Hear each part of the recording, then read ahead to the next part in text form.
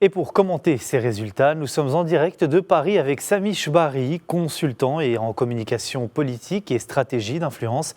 Samy Chbari, bonsoir et merci d'être avec nous. Bonsoir, merci pour votre invitation.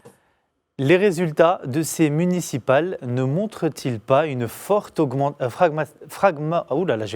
une forte fragmentation politique, excusez-moi.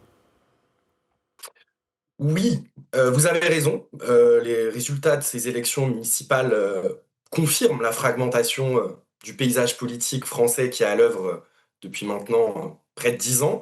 Même si ça n'est pas sur ce scrutin en particulier que cette fracture est la plus visible, parce que les élections municipales en France ont des spécificités.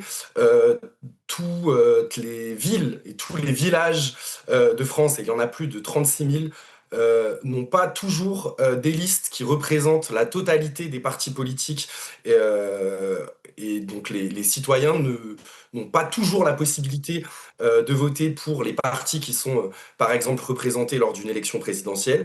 En revanche, la tension pendant cette campagne des municipales et les commentaires politiques autour de certains scores qui continuent à nous arriver depuis le début de la soirée montrent en effet qu'en vue de l'élection présidentielle de l'année prochaine, en avril et en mai 2027, il y aura bien une accentuation de cette fracture entre l'extrême droite d'un côté et le Rassemblement national et la gauche radicale emmenée par LFI.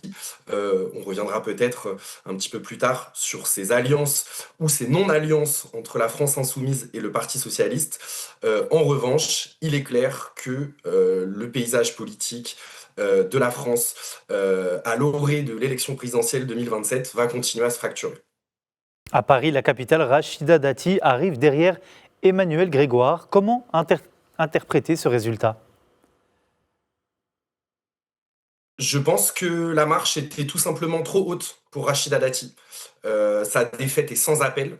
Elle accuse près de 15 points de retard sur le candidat socialiste Emmanuel Grégoire, qui donc succède à la mairie de Paris à Anne Hidalgo, qui avait dirigé la ville pendant ses 2 derniers mandats, elle qui est issue aussi du Parti socialiste.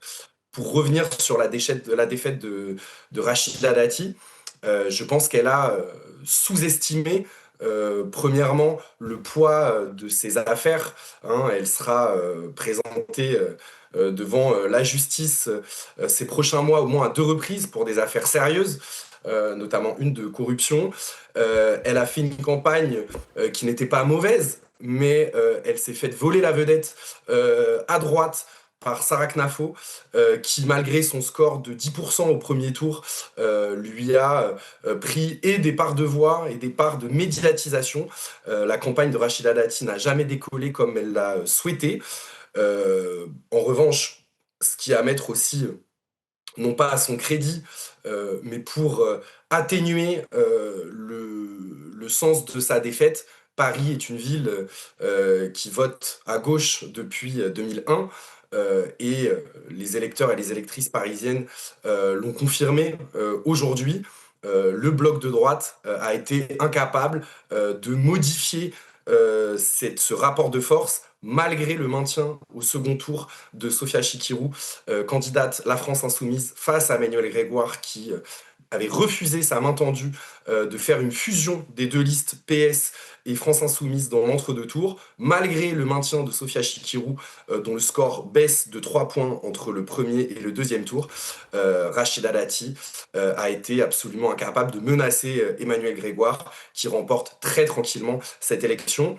La question se pose maintenant de savoir si cette défaite marque la fin de la vie politique de Rachida Dati, et les premiers éléments de réponse seront aussi donnés avec la suite des affaires judiciaires qui l'attendent.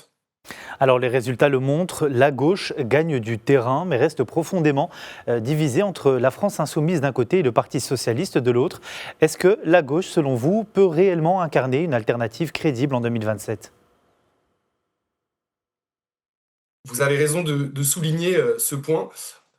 Ces élections municipales, elles marquent une progression pour le bloc de gauche qui était présenté comme moribond ces dernières années, à l'exception de la France insoumise qui réalisait de très beaux succès électoraux, notamment aux élections présidentielles de 2017 et 2022 derrière la candidature de Jean-Luc Mélenchon. Les élections présidentielles 2027 sont encore à ce stade incertaines sur un point. C'est-à-dire qu'on ne sait pas encore combien de candidats de gauche seront sur la ligne de départ de cette élection.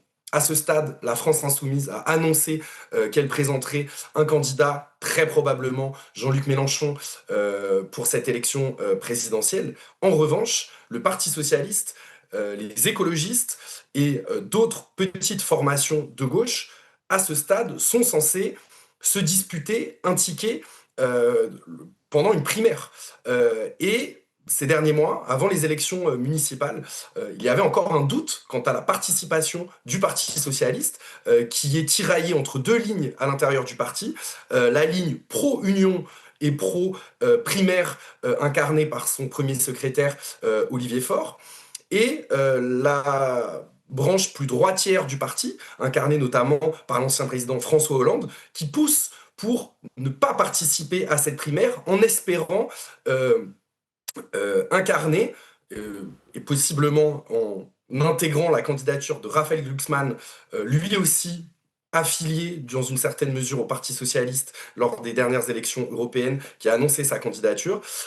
Il y a un espace à la gauche, à la droite, pardon, du Parti socialiste, et on n'est pas encore en mesure de savoir combien de candidats se présenteront sur cette ligne de départ.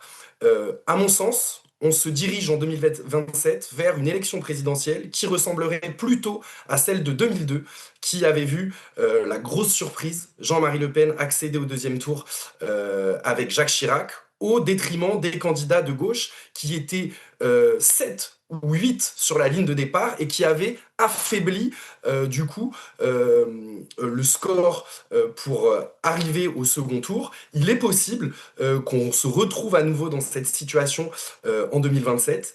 Et il est probable, dans l'état actuel des choses, que ce soit Jean-Luc Mélenchon et la France insoumise qui en profitent si la situation politique venait à rester figée, d'autant que de l'autre côté du bloc, à la droite et à l'extrême droite, il risque aussi d'y avoir plusieurs candidatures, en tout cas plus qu'à l'élection 2022, et le ticket d'accès au second tour, qui était de 23% au premier tour en 2022, pourrait revenir aux alentours de 16, 17, 18% et profiter à des partis déjà structurés qui ont déjà identifié leurs candidats.